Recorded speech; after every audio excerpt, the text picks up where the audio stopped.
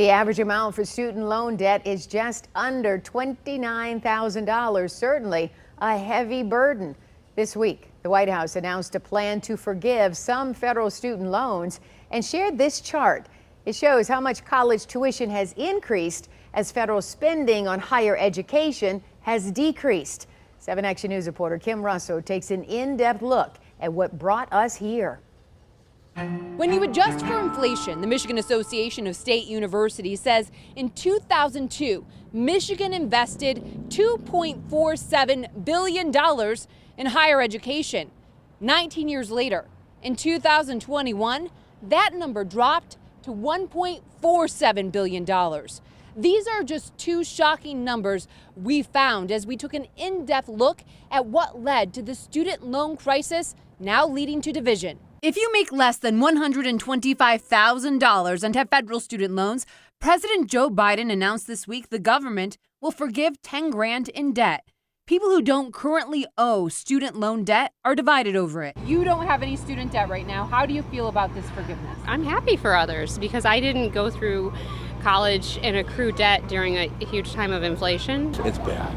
It feels unfair? Yes. Most responsible people in the world, make loans and then they pay it back. The interest will kill you. Jessica Hamzik used $32,500 in student loans to get a bachelor's degree in accounting at Oakland University.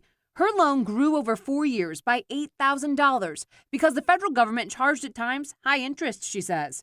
Student loan debt consumes her income to the point where the accountant can't afford to move out of her parents' home and pay off those loans. I want to have the ability to move out if I want to, and I don't have that until now. It's providing relief to a segment of the population that can't seem to catch a break. Andre Perry is a senior fellow at the Brookings Institution. He says we as a society need to understand the problem that led to this.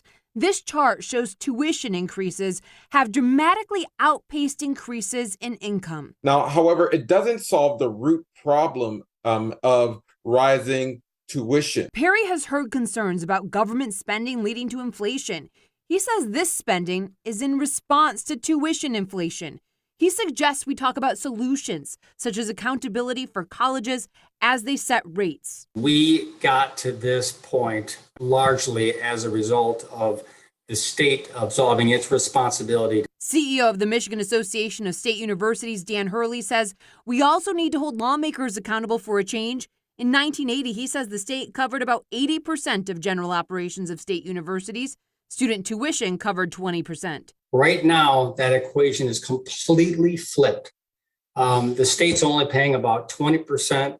Students and families, often through loans, are paying the balance around 80%. Jessica Hamzik says she felt the burden that puts on students. She hopes others don't have to feel it. For people like me who there literally was $10,000 sitting between me and my future, take that into consideration. As this debate continues, a lot of people are asking how they can claim that debt relief if they qualify. We have a link at our website where you can sign up to get notification. Kim Russell, 7 Action News. All right.